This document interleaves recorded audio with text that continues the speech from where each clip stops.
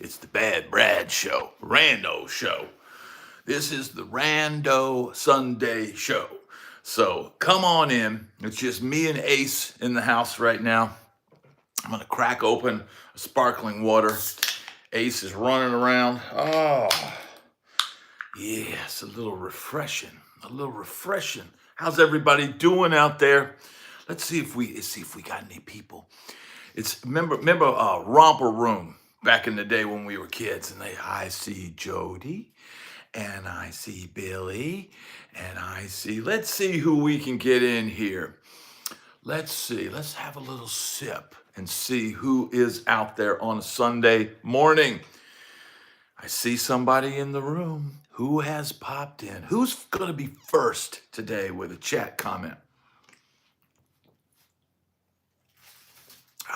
Who's going to be first? Who do we got in the room right now? We got the lava lamp going. We got the guitar poster going with the lights. Let's see who we can get chatting with today. Now, there are a lot of people out shopping today because Christmas is coming. And I've contemplated this year going live for Cyber Monday and talking about deals that I see on Amazon. Now, if you think that's something that would be cool to check out, I think that would be kind of fun. I don't know. Now, this Friday is Black Friday. That's the big shopping day that a lot of people go after Thanksgiving. And man, this is the longest time that I've been in and opened up a chat and not had anybody pop into the room yet. So obviously a lot of people are out there. There he is, Mike. How you doing, brother? Salute you, sir. We are the few, we are the proud, we're the Marines. Yes, indeed. Glad to have you here, brother. What's happening? I know Mike had a gig last night at Ram's Head. And what's up? The bass player is here. We the players, player. From the Himalaya. Bass player, how you doing? We're starting to get the people coming in now. Starting to get the maxing and the relaxing in full effect. Because that's what we do, people. That's what we do on a Sunday, is we max, relax, we sign contracts. That's indeed. Yes, indeed. Woo! We woo. It's wooing on a Sunday. We wooing on a Sunday because that's what we do. Feeling a giant bit sandwich for lunch. Yeah, you need it. Mike, you probably need a sandwich after your gig last night. In fact, sir, I recommend you have yourself a couple of sandwiches. Let's get those thumbs up. Greetings from Vegas. The bass player is here from Vegas. Did you have a gig last night? Let us know. Hello from Holland, Anton. Now see this? Now look, you would think that I'm by myself, but I got little Ace, the space Ace. Now Ace is gonna give my neck a little cleaning, and that's what he like to do. You're off till December. All right, bass player. That's a good thing to be sometimes. Get a little break. Look at this little thing. He's cleaning my neck. Yes, he does. He is the space ace. And he's gonna shed all over this fabulous t-shirt. This official yeah, get a cat and you won't need to shave. That's a good one. Ace is gonna shed over this wonderful t-shirt that you two, sir, can get just below the description of this video.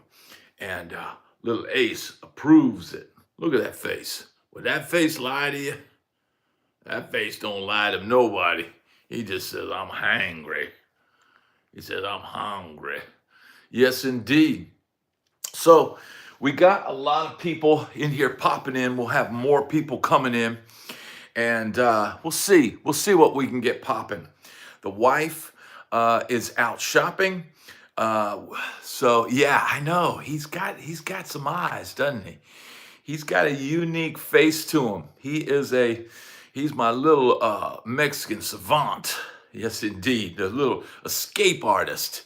And I just got a text from my wife. It says, I found a really good place. Okay. Mama Bees. All right. Well, she's talking about bringing pizza home. And hey, you know what? That's pretty good. Woo! Anarchy Extra is in the house. And that's what we could really use is a little extra on the Anarchy side. Yes, indeed. Glad to have you here, sir. Glad to have you.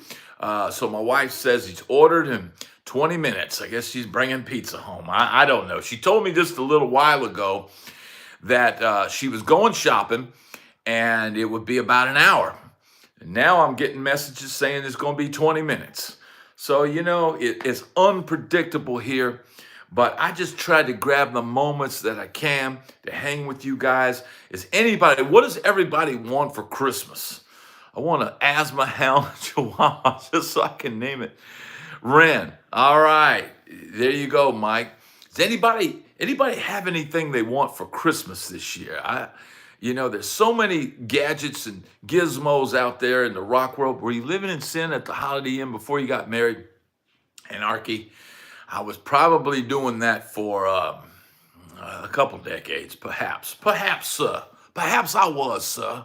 I just wasn't quite sure what I was doing, sir. I wasn't quite sure what I was doing, sir. But I have found the light. I have found the sage light to carry me into tomorrow, sir. And I appreciate you, sir. Appreciate you coming in here and tuning into this channel. Yes, and I'm Foghorn Leghorn and at Bradhorn Foghorn today. And I'm happy to have you all here. We had a good time. Hey, John, how you doing? Glad to have you, sir. Got all I need. Happy man. Maybe a next level gig would be good, Santa Brad. Well, I'm going to bestow upon you the dreams. I hope that your dream for a better gig comes along, bass player. I don't know what I'm getting, Mike says, but I'm giving my grandson a nice little LTD guitar early. That is awesome, Mike. That's what it's really all about. So he could play it at his school talent show. That's what it's all about, Mike. There is so many cool, budget guitars and stuff out there. And man, these days, we got Ace alerting us. There must be a ridiculous compartment mastering processor that costs as much as a car. Terry, sir, don't invest in a mastering processor, sir. I believe the AI is going to master all our productions from now on, sir. I don't think you will need to spend that much. But we got a barking Ace. We got barking Ace. What does that mean? Could you pick up one of the guitars to show off a shock riff? Let's see. Can I do that? Can I do that, sir? Let me see if I can do that. I got a barking dog in the background. Let's grab the 80s approved Hello Kitty guitar. Let's crank up this thing here. We got a barking dog. We got, it's nothing but the finest production values in here, sir. There's nothing but the finest. And I have to remember. I gotta remember this riff, man, because here's the reality. We're talking about riffs.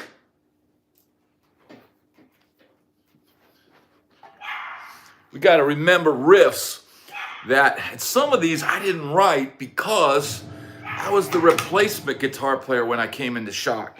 We were only Shock for a little while until we had to change the name.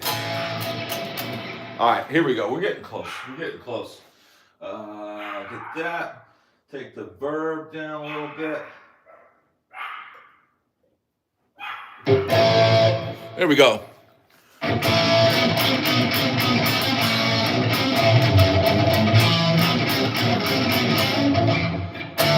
With it.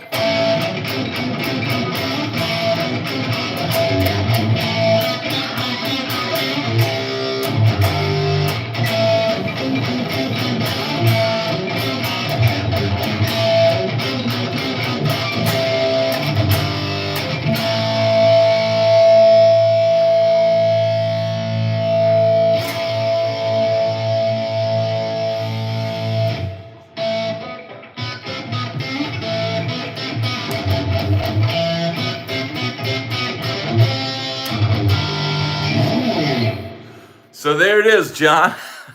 How about that for pulling off something that's a 30 or 40-year-old riff and I didn't even write. And but yeah, we're potentially going to resurrect that riff.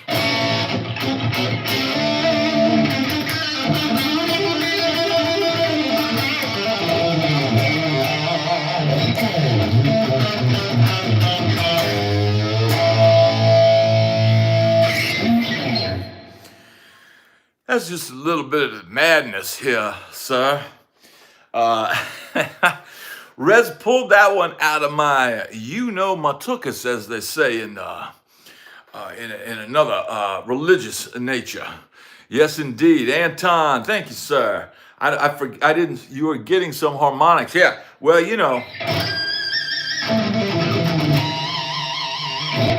yeah, you got to get them squawks. If you're going to play 80s rock,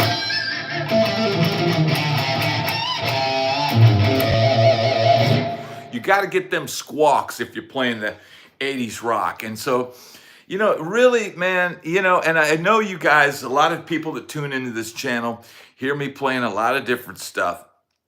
And, it really comes down to playing the right guitar for the style of music that you're playing and the right tone. And once you've dialed that in, hello, Christopher. Once you've dialed that in, yeah, he is the master. He is the master of the pinch harmonic. Absolutely. Zakk Wylde is the master of it. And once you've dialed in that tone, yeah, Ace is going nuts, man. I don't know what's going on.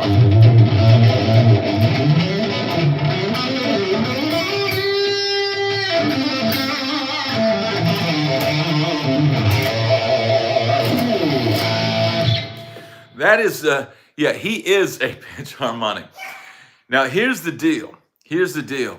I bought 2 of these guitars, and I've left the other one in the box, and I'm selling the other one straight out of the box, brand new. Now, they're sold out everywhere.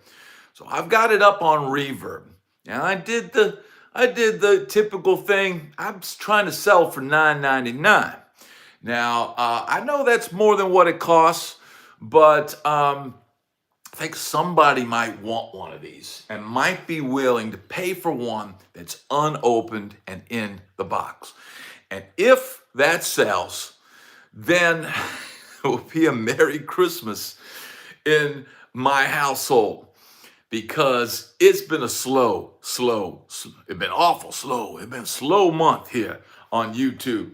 So yeah, man, pinch harmonics. This is made in China. And I don't think they ever made a Japanese version. Now, the Japanese version, they do have some different ones in the Japanese market. Maybe some different colors and stuff like that. And I know on the Fender website, they were selling like a white one, but to me, it's all about the, what do you call it? The pink, the Hello Kitty pink. And look, here's the thing. There is a bunch of these on Reverb at that price. So I'm pricing it at where people are pricing them. Granted, these go for $4.99 if you can find one. But they're sold out everywhere. It's a super cool guitar. And like I said, man, I'm not trying to rip anybody off, but it's new, unopened box. And it just arrived at my house like a couple days ago. And I'm like, you know what? I got one. I love it. I love this guitar, but I don't need 2. And rather than just sit on it for a lot longer, I'll go ahead and try and sell it. Maybe somebody out there wants one. How you doing, Claude? Maybe somebody wants one for Christmas. Japanese version of this on Reverb for $3,900. Wow. Yeah, I didn't know. I think they do have some different ones for the Japanese market. I think they do. And so people are going to ask big bucks for these. And I think it's rightfully so, because I think the original version, which was just an Affinity, it said Strat. It wasn't even as nice as this. Now look at the detail on this. The dot on the eye is a heart. Now, I'm not sure if you can see that there, but they put a lot of detail in this. This is completely smooth into the finish. It's not just a decal. Now, it may be a decal that's sunk into the finish, but it's not like they just stuck stickers on these things. So we'll see. We'll see if it sells. But my wife, when she saw that, there's another guitar arrived. And I said, and I supposedly got another guitar coming to demo for my channel, but it was supposed to be an acoustic. So when this showed up, and I wasn't even, look, Guitar Center doesn't even send you a tracking number anymore. I ordered this one from Sweetwater, and I had the tracking and I knew when it was coming. But this all of a sudden I ordered it, but I'm like, man, I'm not even sure if they have this thing. And it showed up, it just showed up randomly, and it's in the box, it's unopened. And you can easily find it. You can find my Reverb store very easily if you search for the Hello Kitty Squire Strat. And it says Brad's channel or whatever. It is, these are super cool, man. For, just being a different looking thing. And like, I played one, hey, how you doing, Steve? Nice pinky there. Yes, indeed, Earl. Isn't that just a lovely? That is so lovely. It's so lovely. Yes, it's so lovely. Rockville, Rhode Island. Colonel, how you doing? We're catching pics. I'm talking about flicks. Yes, indeed. So, yeah, man. So anyway, long story short, I've got one of these up on Reverb if anybody wants one, but it is at a profit because these things are gone. You cannot get these anymore. And I do have, I think the fuzz is sold out as well. And I ordered one of those. I'm still waiting on the fuzz. It was like a fuzz bundle. It came with a fuzz pedal, a strap, and a cable. I'm still waiting on that to arrive. And I'm just, I'm going to kind of keep this as a collecting type thing. But I like single pickup guitars.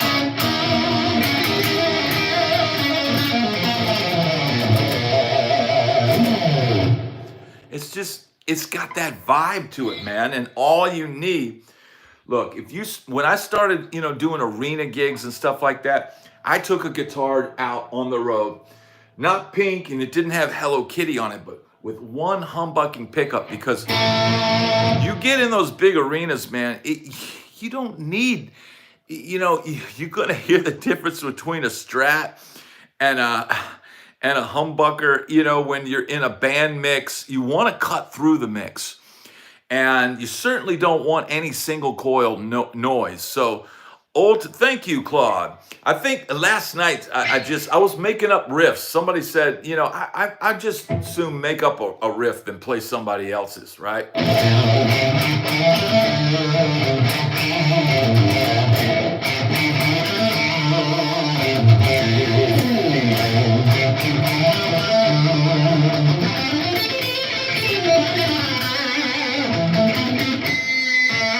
Somebody's asking which amp I'm using.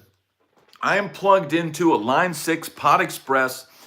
I am perfectly proud that is what I like to use working on my channel because it sits on my desk. I can just quickly make quick adjustments. Even it's got a tuner on there. I think it was like $179. When I do demo videos or playing clips, except for these live things, you're hearing the direct signal. So you're not hearing, the camera mic and all that kind of stuff. And I haven't, honestly, I have not even listened back to any of these lives to hear how the guitar's coming out. But everybody seems to be able to hear it.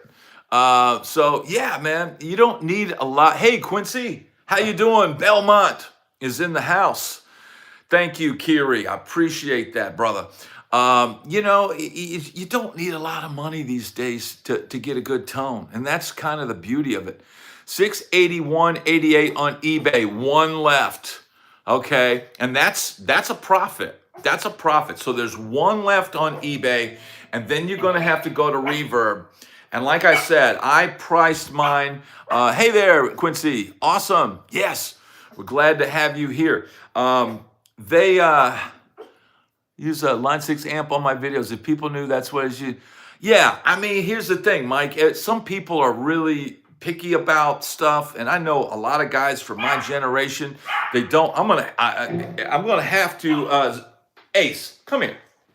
I'm gonna have to help you a little bit. You're getting a little too wild doing the broadcast here, sir. Sir, you're gonna have to relax. Like Frankie said, relax. Okay, come on, Ace. Come on. Well, I think he's gonna speak when he wants to. I can't manage him. But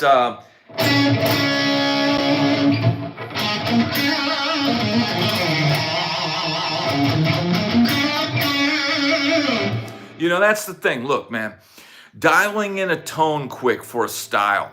Bud, how you doing, brother? Dialing in a tone real quick for a style. Ace, you're gonna have to be quiet, brother. You're gonna have to have some silence, sir. Dialing in a tone real quick for a style. Now, I have not tried it on this, and since this doesn't have a tone control, I don't think I can get a good jazz tone. I hate to throw this out on the live, but anyone who knows any live guitar opportunities here in Nashville, please let me know. I'm open to anything. Quincy, what do you know a lot of songs?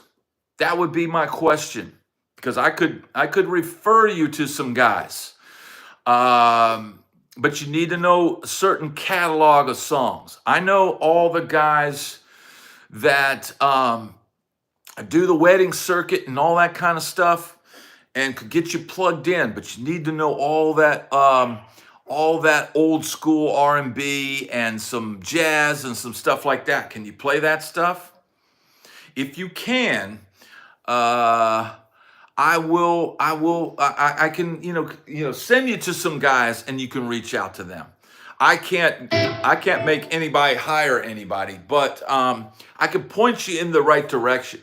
But I would suggest this, Quincy. Yes, sir, I can play pretty much anything. Also sight read and do charge. Well, Quincy, you should have no problem. Quincy, have you gone down to Broadway and talked to every guitar player down there? That would be my first place I would start.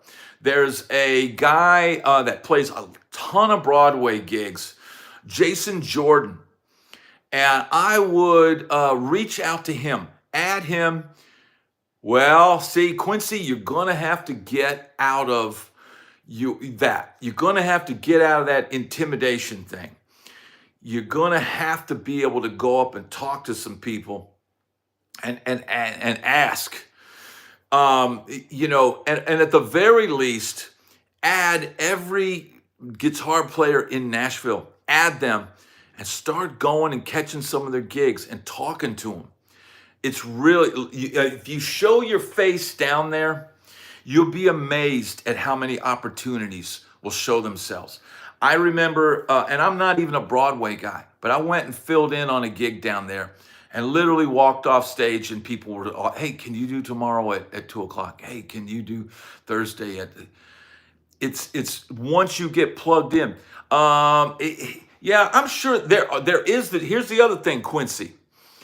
Go down to the Monday night jam at Bourbon Street Blues and Boogie Bar and ask to sit in. I know Ping Rose is the guitar player. He's got dreads, young guy. Talk to him. Tell him Bad Brad said he should come down and meet you.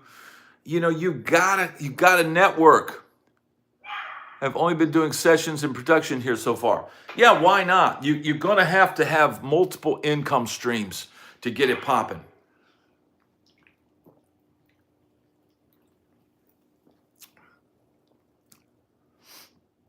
Yeah, exactly. Is that a new wig? It looks dialed in. My hair is laying really good right now, Jimmy. It just is. It's I don't know why. But it is. The hair is laying good.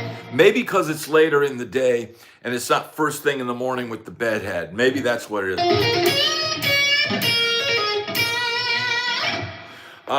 So Quincy, I would add Jason Jordan on, add him on Facebook.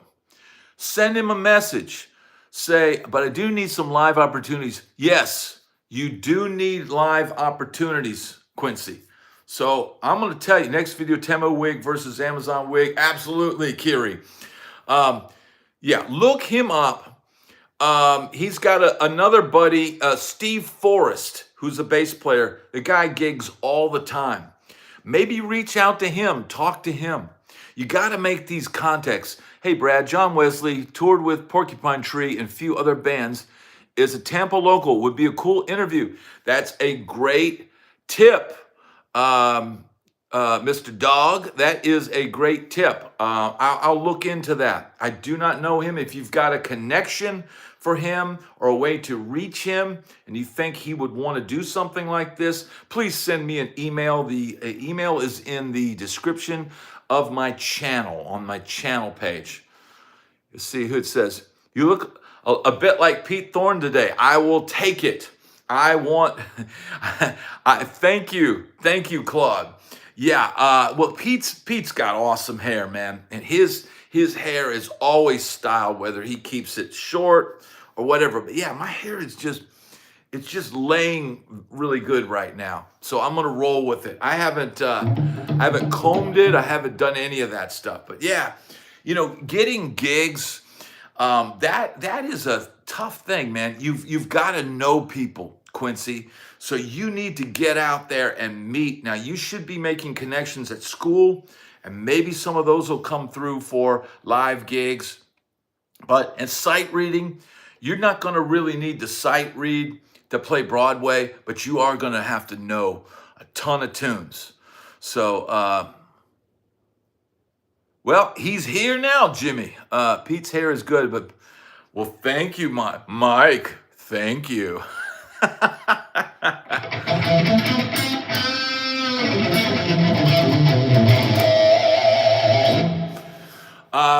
Let me see. Most of the players on campus are not locked into the scene here in town. That's why I need to get connected some other way.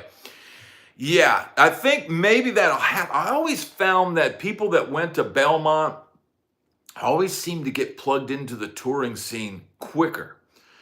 Now, it depends on who your classmates are. If they're not getting out there and networking, there's opportunities out there. And I know when I left town, it left a hole as far as guys needing a spot. I know there's been a few guys filling in on some of the gigs that I was doing, but Elizabeth did Mujerigo Ochenteros. Okay, my Spanish isn't that good. If you don't network here in Vegas, you'll never get a gig. Yeah, you've got Chupenia. Elizabeth, I don't know if you are cursing at me or complimenting me. How you doing, Scott? Can anybody who speaks Spanish tell me what Elizabeth is saying without getting us banned? That would be interesting. Elizabeth, cantante de Tough. Oh, you like songs of the band Tough? I don't know how to play any Tough songs. She says you have the most illustrious black silky hair. For real, CB? For real? Woo, I love this. Thank you, Steve. Great playing, Brad. Played since I was 13. If you stand out, you'll get noticed. Attitude makes a difference. The problem is it's a lot of jazz and contemporary music opportunities only, and there aren't many jobs like that here in Nash. Yeah, well, you've got to be able to play a little bit of all of it, Quincy. And there are different scenes. I don't know what Elizabeth is saying, but there's different scenes and different players that do different stuff. It all kind of comes down to what you want to do. And CB, it is and it isn't. Jack, no, it doesn't smell like Pert Plus. There's different scenes here. There is a jazz scene in Nashville. There is a wedding scene. There's corporate music scenes. Es un viejo mujeriego. I don't know, Elizabeth. ¿Qué pasó? Elizabeth, ¿qué pasó? No comprende español. Muy poquito. Muy poquito. Hola, señorita. Well, Quincy, man, you should be able to get plugged in. My question is this: if I hired you for a gig tomorrow and go play on Broadway, and they said, play Chattahoochee by Alan Jackson, are you going to, or do you know the intro? Do you know all that? She says the singer of the band Tough is old and ugly. Did she really? Did she? Hola, Elizabeth, ¿qué pasó? Está muy bien. Buenos días, señorita. To each his own. Jimmy speaks a little bit of Spanish. I got Ace over here messing with the light. I would play a bunch of Frank Zappa licks, CB. That would probably get you canned. And if it's not 100% up to speed, I can read the number chart or the chart. Well, I get that. But man, a lot of, do gigs pay good in Nash? They do put out the 5-gallon tip buckets.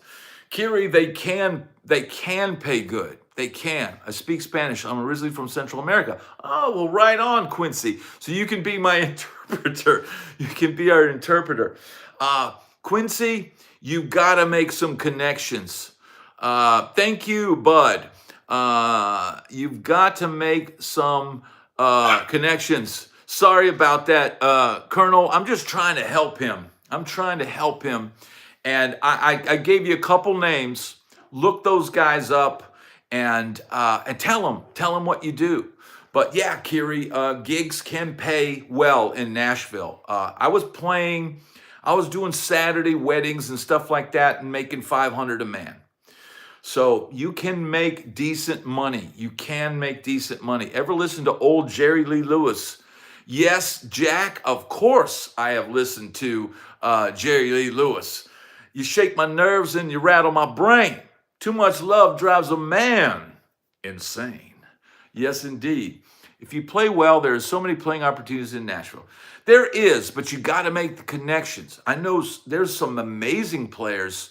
Dudes, hit the like. Absolutely. There's some amazing players in Nashville that don't gig as much as they should because they're not networking. Make sure when you play these, if you get the opportunities, Quincy, that you're fun, that you have a good attitude, that you leave everybody feeling good after you leave the gig. That's going to go a long way to longevity. So I'm just curious here. Let's try something real quick. So I've got this on a clean tone now. Let's see. Is the gain off? The gain is off. Let's see.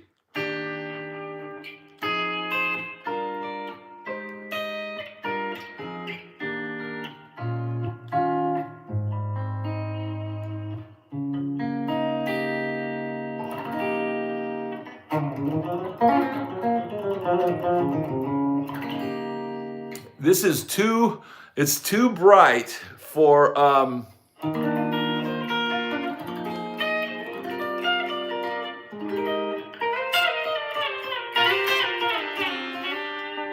it's too bright for a jazz tone.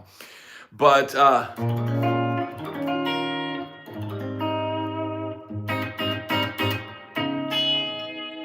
right?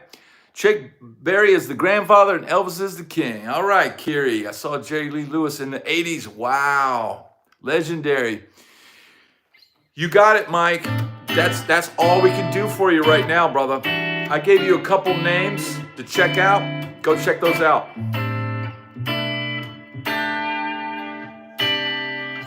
Ever study Ted Green voicings? Jack, I never did, man. I just know a few things that I use, man. I just call it garden variety guitar. And it's just what I use. You know, it's just what I've used.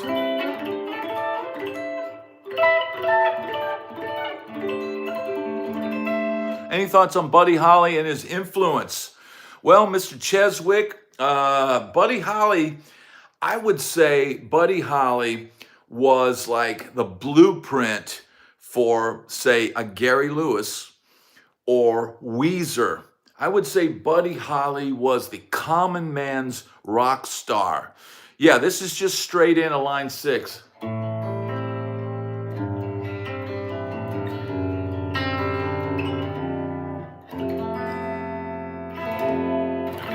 This is a nice sounding guitar. Yeah, I would say Buddy Holly was the common man's rock star. He didn't have the stunning looks of, say, Elvis. Greetings, rock. Ever played at the Token Lounge by Detroit? I don't think so, Zeke. I don't think so. Yeah, Buddy Holly was the common man's rock star. He wrote great songs. He played a Strat. He was one of the first guys I ever saw that was in that era playing a Strat. Such a new guitar. What does it mean to vamp on guitar? Well, vamp is this. Let's say the first chord of the song is, or let's see this.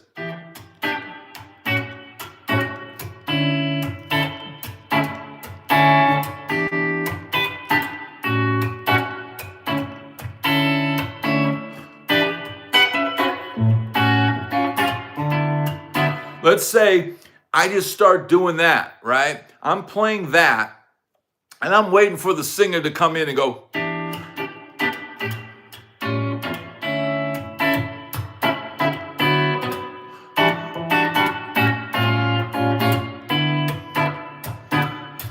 It's a Sunday on the Brad Show, and we vamping. You know, that's what vamping is. That's what a vamp is. Vamping on the chord changes, or vamping on a chord, or vamping on a turnaround. Ace, stop. That's what vamping is. I'm gonna try. I'm gonna come with me, guys, and I'm gonna have to put little Pepe here. Little Pepe's gonna have to go in his castle of little Pepe is gonna have to go take a little nappe because he is interrupting the show. Ixnay on the show. So there you go, little Ace. There you go. All right. Now we can commence with the festivities. Yes, indeed. Because, man, I enjoy having these conversations and answering these questions, man. This is therapy for me, man. And if it helps you guys, all the more better. But yeah, that's what vamping is. You know, if you're starting with a blues song,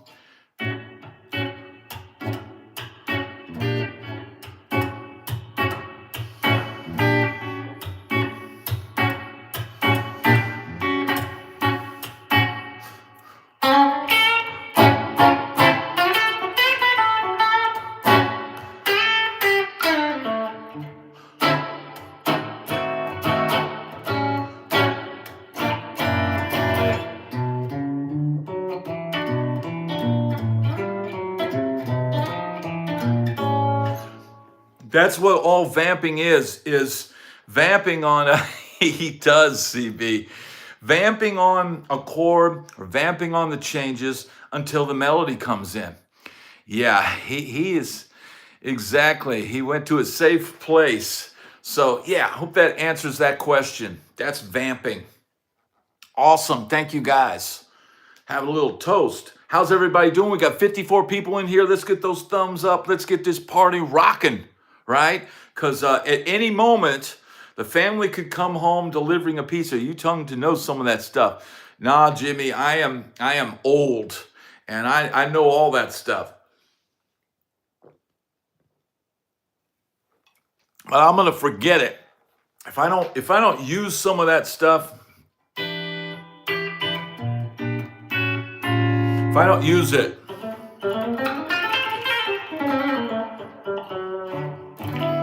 I'm going to forget it. So it's good that you guys ask me these questions because it helps refresh my memory, you know. So what else we got today? What's happening? I was. What do you think of the guitar player Robert Johnson, the blues guitar player Robert Johnson? Uh, is that your new? Yeah, this is the new Tim. Yes, Tim Hardiman. This is the Squire Hello Kitty guitar. Yes, indeed. This is indeed that. It's a cool guitar, man. And like I was telling the people earlier, I got 2 of these and I've got one in the box. It's for sale on Reverb right now. Love all those jazz chords, but Yngwie and Rhodes. I hear you, brother. I like it all, man. I just like the sound of a guitar. I don't care if it's if I've got distortion on or not. I can make it.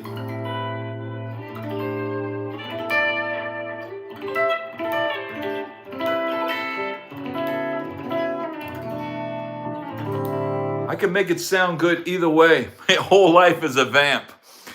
What do they call women a vamp too? If you're playing a gig and they're trying to seduce you, is Bad Brad credited on your albums, and do you make insane royalties from them? I don't make hardly anything from anything that I've ever played on. As far as Spotify and all that, it's peanuts, bro. It's not. I don't even check that anymore. Like, I used to get up and I'd check, oh, let's see how much money I've made on DistroKid. Oh, let's check my CD Baby account. I just set it for automatic withdrawal when it gets to $10 or whatever, and I don't even look at it. Because look, dude, it could take a month to get, and that's stuff that I own, right? But it's fractions of peanuts. Yeah, it's nothing.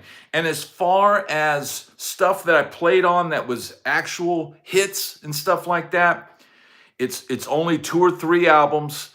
And there was a thing called the Musicians Special Fund or something, and it was a special recording fund. And so money each year would go into this fund, and then I would get, I think one time I got $1,000 for stuff that I had already been paid and already played on. And then I started getting letters in the mail each year saying, well, the fund's depleting now, the special payment fund. Yeah, I remember one year it was $1,000. I was like, woohoo, free $1,000, mailbox money. But that thing's gone away now, right, Jimmy? The last time I got things from them, it was just a big letter saying we don't have any more money and they've gone bankrupt or something. So maybe because of the changes in the recording industry and everything being done on laptops and under the table and all this kind of stuff, that fund doesn't even really exist anymore. So man, I don't get anything from anything I've ever played on. And most of the time, if you're a session musician, you're coming up with cool parts on people's stuff, but you don't get a writer's credit for that. So you don't own any of it. They're paying you for your time that day, and you leave, and that's it. So there's not a lot of money from that. Tim Wilson's last record, the great comedian Tim. Did you know Tim Wilson? I did not, CB. But see, yeah, you understand. You know, every now and then you get a little check. Call it mailbox money. Every now and then I'll get my statement from BMI, and some months it's enough to buy a cheeseburger, and some months it's enough to take the whole family out for cheeseburgers. So it's nothing it's mailbox money. It's not any huge amount. Robert, no, I was never in the Musicians Union, but sometimes I would still get checks through the union. Tennessee was a right to work state, and I just didn't find that for what I was doing and touring with artists and stuff, I just didn't feel like paying, I don't know, $200, $300 a month, a year was worth it.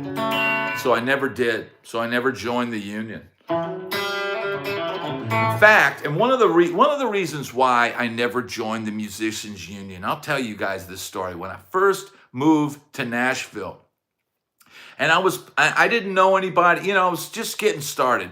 And I was playing little gigs for 50 bucks, little club gigs, nothing with any serious money, low paying gigs, 4 hours for 50 bucks or 60 bucks or whatever. And the union was going through the local paper and seeing what band leaders were playing gigs and not reporting the earnings and paying a cut to the union. So the union called the band leader and said, you're playing these gigs, and who are these players that you're using? And they're not in the union. Well, you're going to have to pay us money, and basically trying to get these band leaders to not hire me. So he told me this, and I said, I'm going to call him up. So I called him up and pulled how you doing? I'm calling the union here. Okay, you want me to join the union, eh? Well, tell me, how much is it going to cost me? What do I got to do to join your union? And he goes, well, you're going to have to pay $360 a year, and you got to watch a short film. I said, look, my time is busy here. I don't have time to watch a film. How about you read me a synopsis and cut me a deal for $150? Sir, I'm sorry, we can't do that. Well, look, if I pay you $360, are you going to hook me up with some work? Are you going to get me on some sessions? No, sir, we don't do that. Oh, so you want me to pay you $360 and you're not going to give me any work? And I just called him up and was just busting him. And they didn't call. They didn't end up ever calling the band leader again. And he kept hiring me and everybody else. I mean, half the guys in the band weren't in the union. These gigs were not. The union didn't need to be bothering guys that are playing for 50 bucks because, dude, the club didn't pay. The club didn't pay enough to even warrant reporting this, and so that left a bad taste in my mouth. And then when I was, making enough money and being on tour that I could have joined the union and done that, just because I had that bad taste in my mouth, I just never did. I felt like, man, when I was nobody, you're basically, hassling the people that are hiring me. You're hassling them about hiring me when I'm nobody, and wanting me to pay you more money than I'm making in a month playing these gigs, and you're not going to hook me up with any work. It's not going to do anything for me at that point. I just never joined, man. That was just my perspective. I know there's benefits to it, and Jimmy could probably give you those benefits, but for me, it just never really seemed worth it,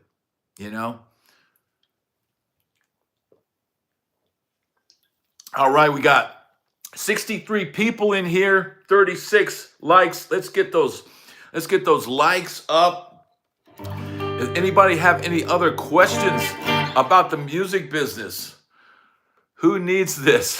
Claude, exactly. I mean, that was just kind of the way I saw it, man. You guys were trying to kick me when I was down. 7% pay raise and bonuses. I mean, look, man, if they hadn't hassled me when I was just trying to get started in town, maybe I would have joined later on. Maybe I would have seen the benefits of it. But as it was, they would still have to send me checks that went through the union first. And they would send me bills in the mail saying I owe them 7 cents. And I just ignore it.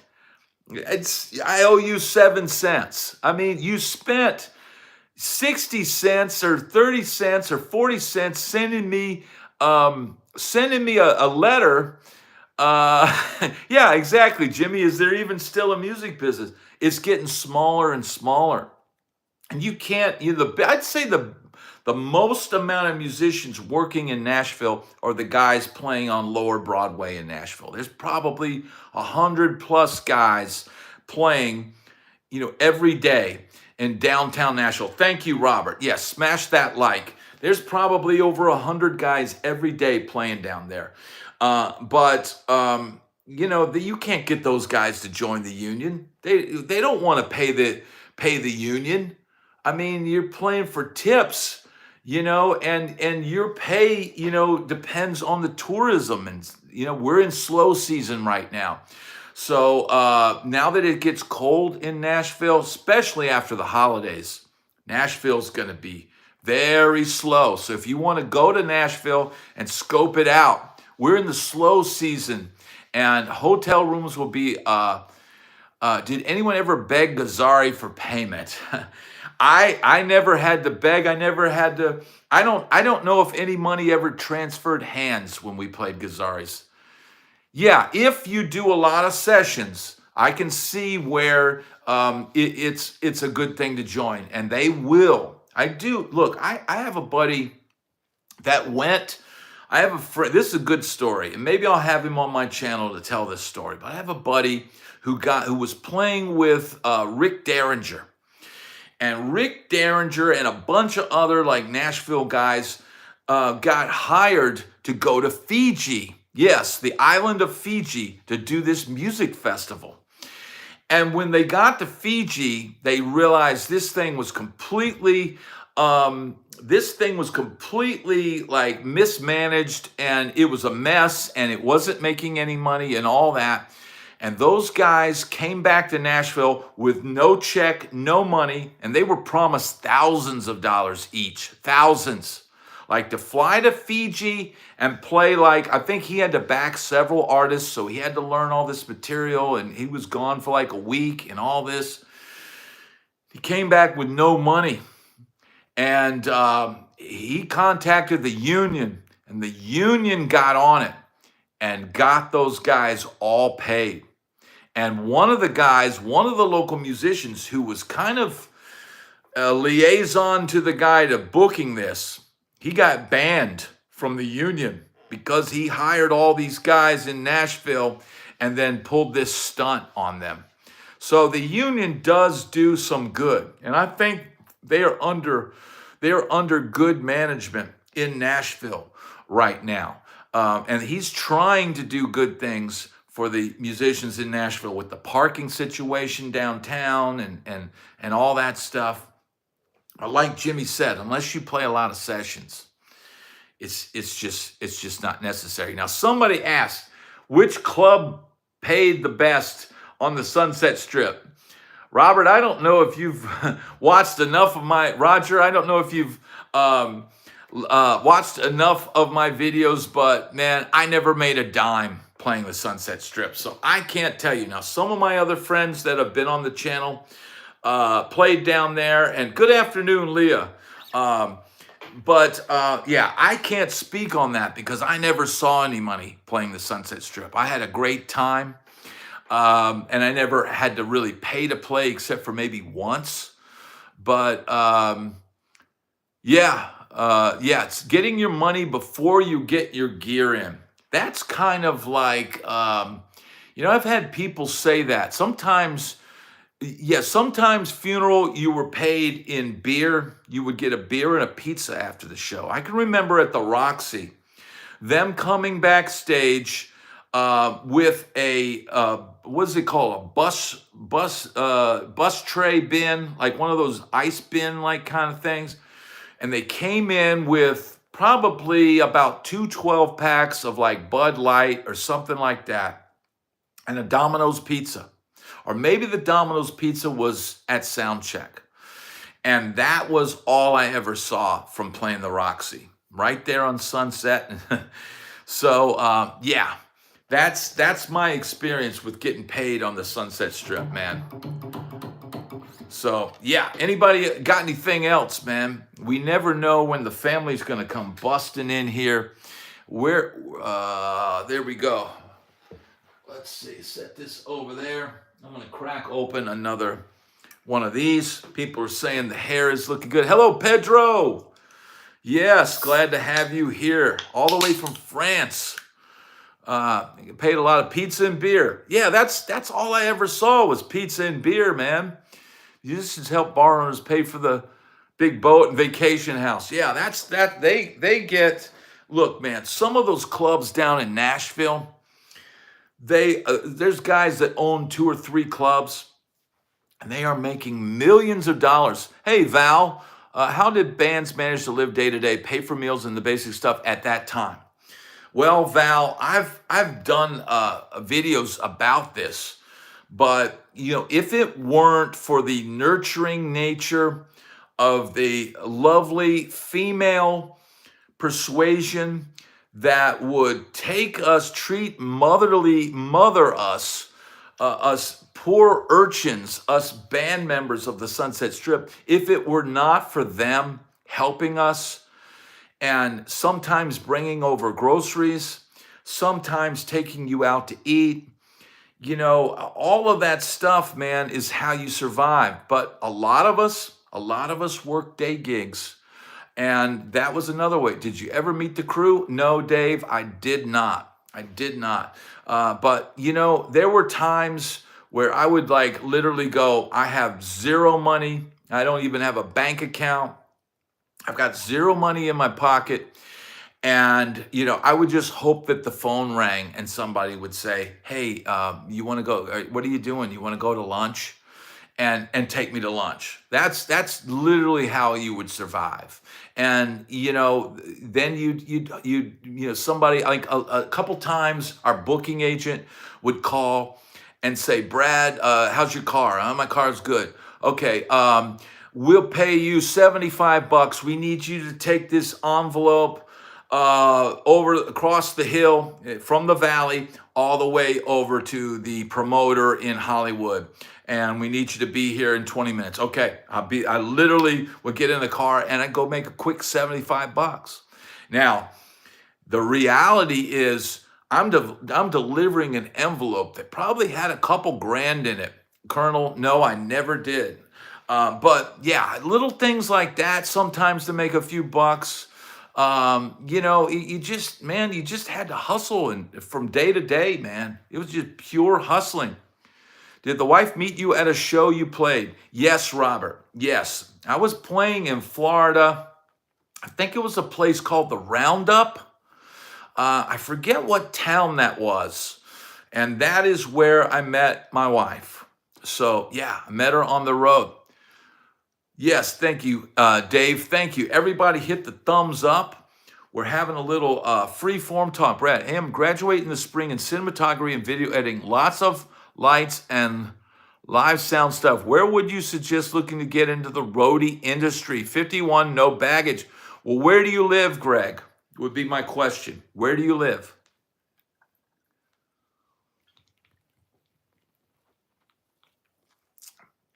Okay, I'm waiting on Greg. Oh, you live in Texas. Man, I don't know what's going on in Lubbock. I don't know what's going on there. Man, why don't you, if there's a lot of clubs there, I would hit up the clubs. It sounds like you've got a lot of experience, but you're in video and lighting. Man, there are companies in Nashville that, and I don't know the names of them, but I would hit up, do a search online of Nashville, like lighting companies, video companies, sound companies. And these are companies that you work for the company and then the artist pays the company. And those are some big paying gigs. So look into something like that. I can't think of the names of those places. Did Sammy really have chicks under the EVH stage for LWAN? That's quite possible. I've heard of bands doing that in the past, Robert. That is quite past. Buy a weight belt. Yeah, that is quite possible. So yeah, no problem, Greg. There are companies that are looking for techs. It's tough work, man. But if you want to go on the road and you think you can handle that lifestyle, you think you can get up at 6 in the morning or 5 in the morning every day and go to bed at 1 in the morning and do it night in, night out, because that's what a lot of that work. But there are guys, oh, you're retired Navy. Well, man, if you're making enough and you're retired Navy, I would try to look for some local stuff. You know, if you can do video and editing, man, find a social media guy like me, somebody like that local, where you can do video editing and stuff for them. You know, that would be what I would look to do. I wouldn't want to get on the road if I was 51. It is a thankless job, Jimmy. But, you know, I think a lot of those guys were making more than the musicians. I really do. I really think those guys were making more bucks. I knew guys that were good players, that were in tech positions, and a playing position would open up and said, well, man, why don't you take the drum slot, bro? And they wouldn't say anything. And I know the reason why they didn't jump at it is because they were making more money as techs. Did you ever play the UK? More specifically, the Cavern Club in Liverpool, my hometown, birthplace of the Beatles? No, but Mr. Cheswick, I wish I had. That would be amazing. Wow. Busy every weekend. That is a legendary club. What kind of bands play there, Mr. Cheswick? What kind of music are they doing, like Beatles type stuff? Or is it just whatever? That's amazing, man. I am so glad to have you here from the UK, man. I'm really glad to hear you. I've got the right haircut to play the Cavern Club right now. Met a luthier. He was the guitar tech for Anthrax. That's a tough gig, man. Guitar tech gig is a tough gig.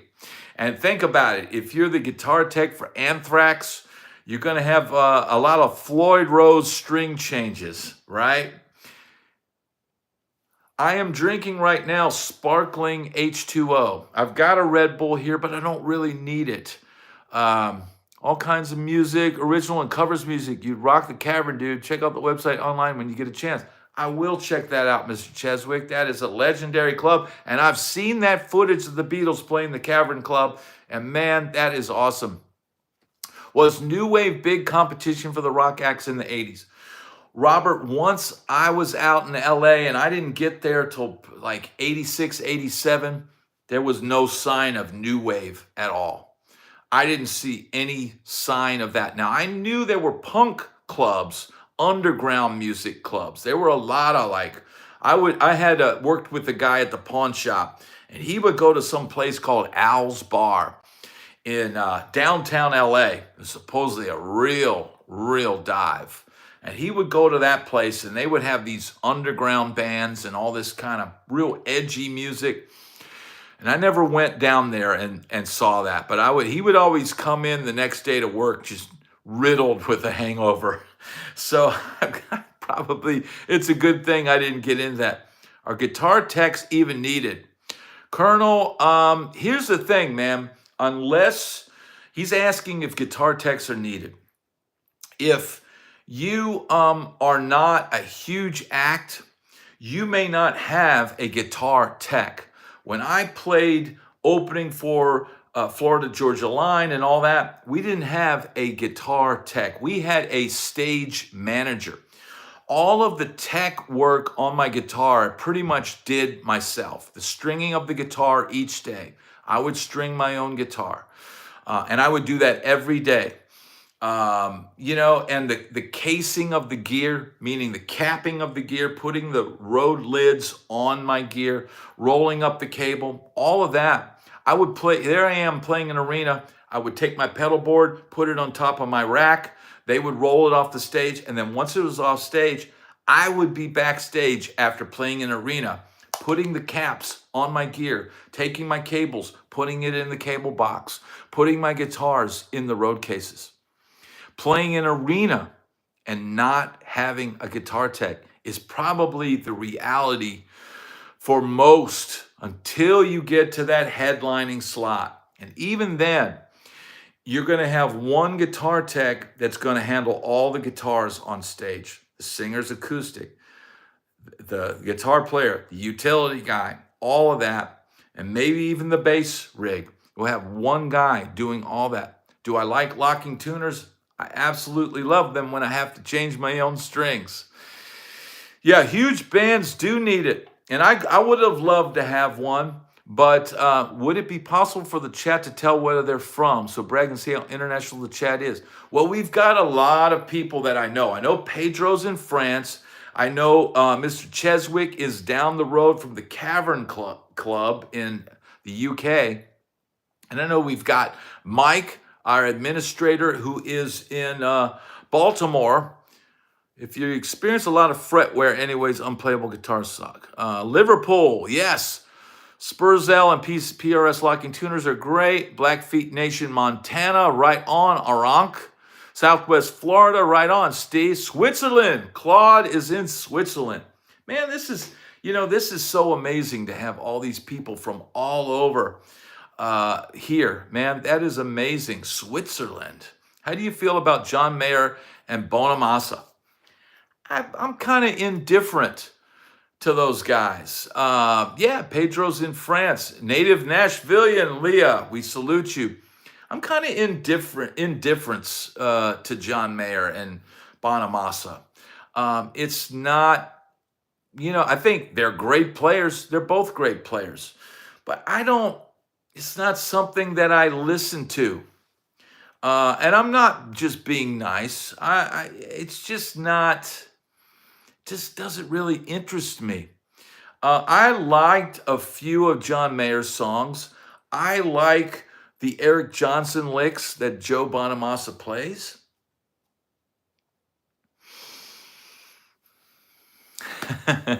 Right? They both sure rose. They are very huge right now. Bonamassa, I think his goal is to own every vintage guitar in existence. Yeah, that's what I say. Funeral, exactly. I respect their ability, but it's not something I would buy. Steve Park, Brad, I'm a shredder, bro, but love all the blues and jazz. Awesome. Do you have to transcribe music when you're at GAT? Was it tough for you? I never really did transcriptions. I'm not that good at writing. So I can't say that I did that.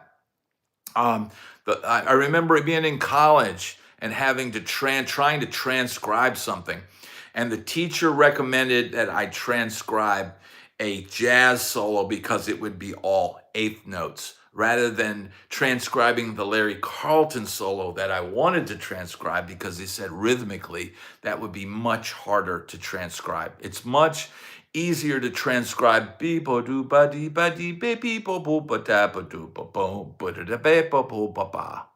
which is jazz guitar.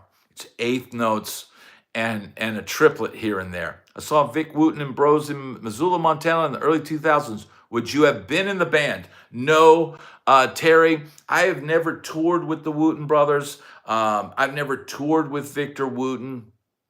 I would be the guy in Nashville keeping their Third and Lindsley gig. I would have been at, yes, I am, SM, creeping to 10K. It's creeping, though. It is creeping very slowly right now.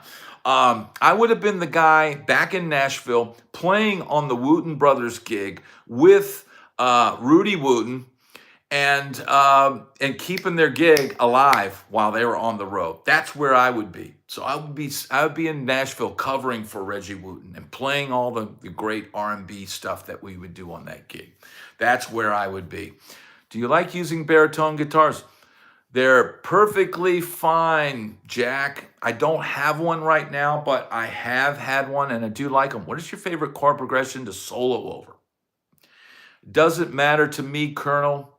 It doesn't really matter, As far as Rhonda, how you doing? You do need another BLT, Mike. That would be much needed. As far as chord progressions, I like a jazz blues. Because there's so much that you can do. You can practice your jazz stuff. You can practice your blues stuff. And there's enough chord changes and movement that you can push yourself. But then if you want to just play the blues, you can also just play the blues. So I would say that jazz blues. And that would mean adding all the stuff,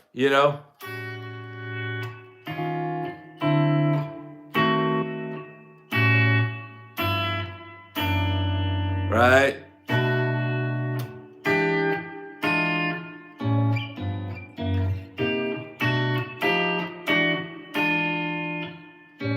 Right? And look, you take that same thing.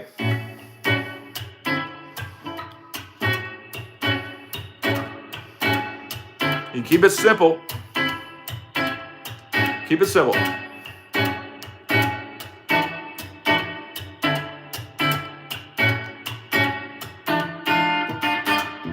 You can keep it simple, or you can add all those chords that I added before.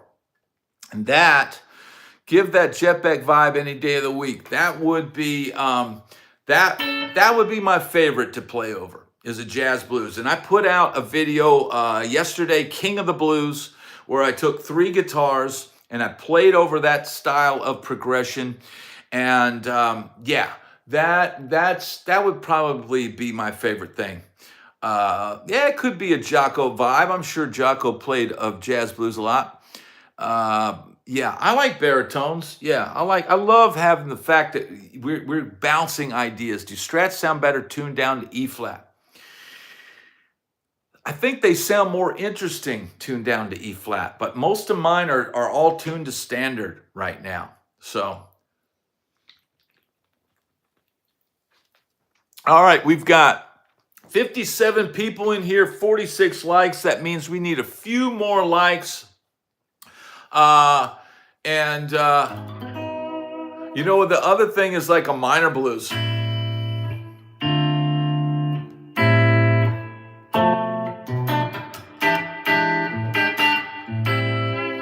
That's fun to play over too, but not as many chord changes.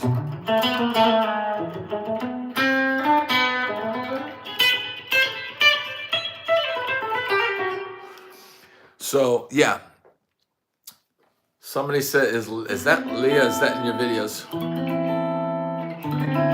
All right, what do we got? What else you guys want to talk about? I don't know how much time I have left. So if you've got any pertinent questions and you want to ask, you know, I would say this is the last drive for the month. And so I may be going live every day this week. Do you agree or disagree with this statement? Make standard tuning great again. Colonel, I don't have a problem with standard tuning. I know everybody, I think here's the problem. Why a lot of people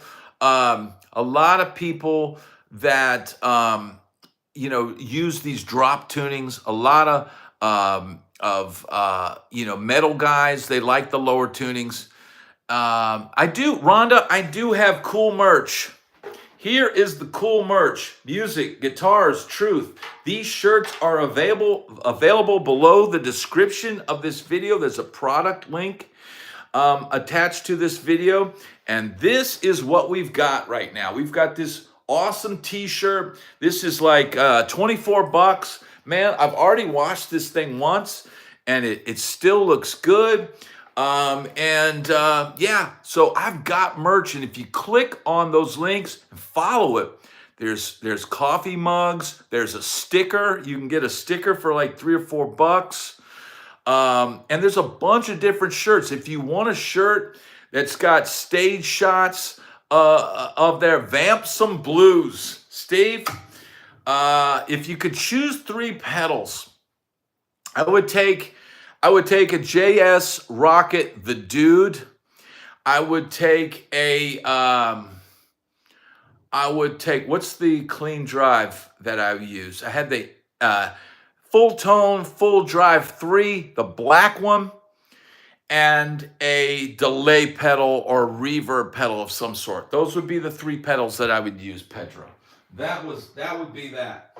Somebody said Vamp Some Blues. Well, I'm going to have to go back to this is my daily driver. This, do you ever work out of a book to build up your chord vocabulary? No, I just use at this point what I know. And, you know, I mean, when you say Vamp Some Blues, I mean, yeah, that's what I would use, Pedro. One thing that's always puzzled me is how do Fender Gibson differentiate the extra cost between a 2K guitar and a 5K? you know, if you've got questions about, watch the recent dressing down JHS Pedals did of John Cordy. And I'm not going to even touch pricing anymore because, you know, we don't know as players, and I'm not a math guy. We don't know how much these companies, it costs them to build products, man. It's a lot more complex than we're really able to comprehend. But, you know, what kind of blues? If people talk about vamp some blues, you know, I mean, you've got that style of blues, but I don't really do that kind of blues. Or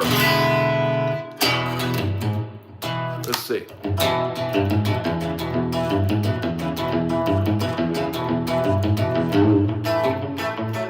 You know, you've got country blues, but I prefer playing over changes,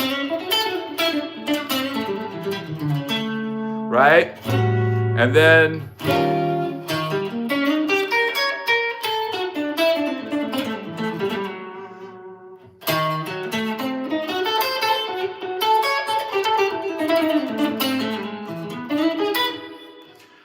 so, I mean, it's all a 12-bar blues, right? It's just, what do you want to do? No, Steve, I don't know who Linda Davis is. I don't know who that is. You know, a 12-bar blues, it's all 12 bars. Do I want to play it like this?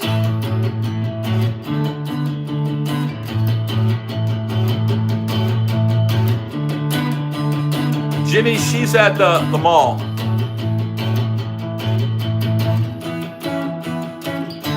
I mean, that doesn't really excite me much. The same, you know,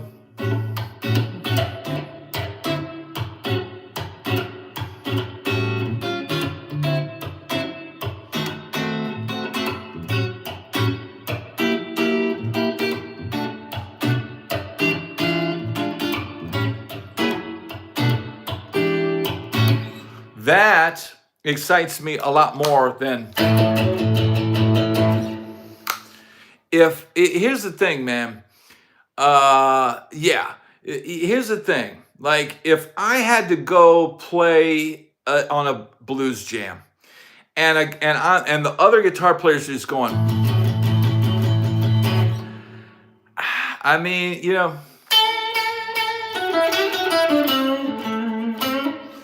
know, he's not giving me anything to really play over than just 1-4-5. Can you vamp to Steely Dan? I certainly can, but I hear that my family is here, and so I'm going to exit and say goodbye to you guys. Thank you so much for joining me on this. I'm going to head out. Shaka bra. Thank you so much, everybody, for tuning in. And I might see you live tomorrow, but I will see you tomorrow morning with the Breakfast Club, 8 a.m. for a brand new video. Thank you so much, everybody. Everybody have a great day. Peace.